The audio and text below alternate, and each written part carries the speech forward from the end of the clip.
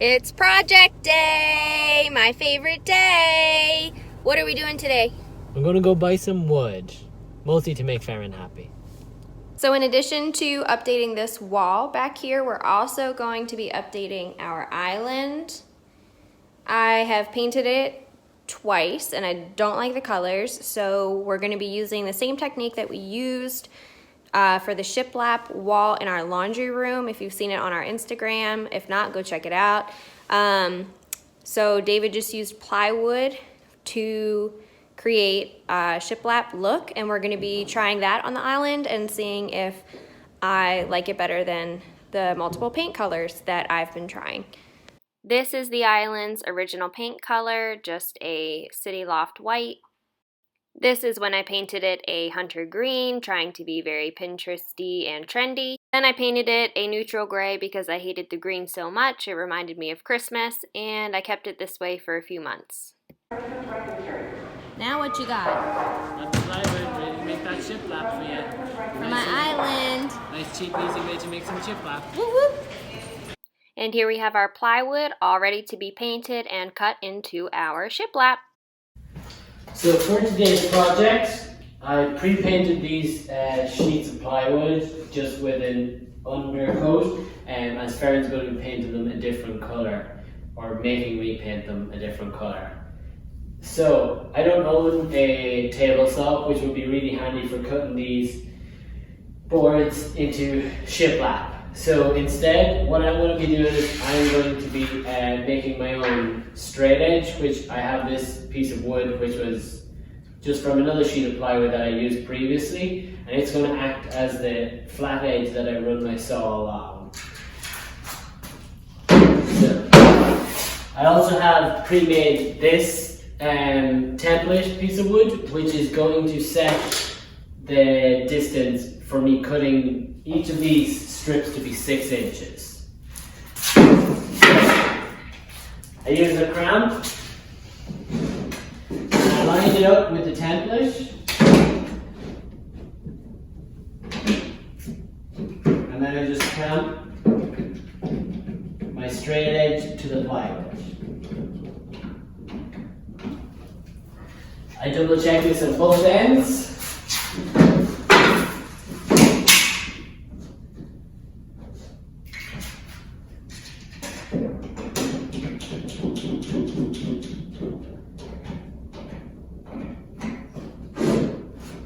To make sure that I'm going to have exactly 6 inches on my strip of wood. Then you got to make sure you have your earmuffs for your protection and your goggles for your eye protection. And I'm going to use this circular saw to go along my line. So here David is just cutting along the template that he made with a circular saw. He's repeating the steps that he explained before to measure out the 6 inches all the way up the plywood until he has the whole sheet of plywood cut into shiplap. So what we didn't mention before is David already measured our kitchen island and the dimensions we needed for the plywood, and he cut the pieces to fit around the outlets and to fit our island, and now he's using wood glue and a nail gun to attach the shiplap.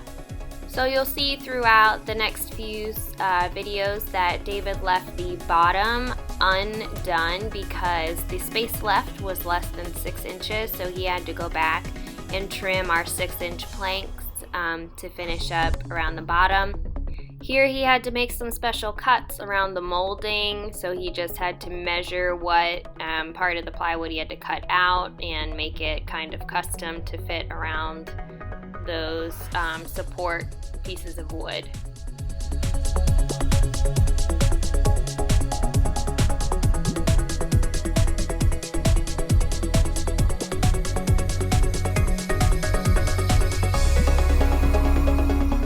This project was not super difficult per se, as far as prep work, just painting the wood and making the cuts for the plywood, but it was very time consuming putting it all up on the Shiplap and measuring out and making custom cuts for it all to fit around the edges and around the corners.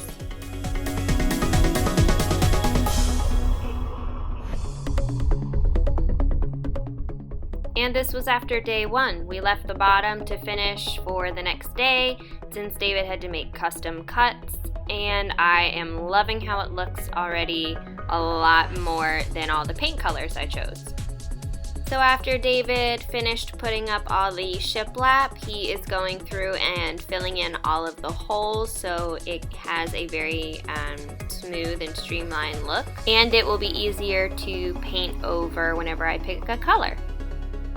And this is our finished product. I absolutely love how it turned out. I will probably pick a neutral white or ivory to paint over.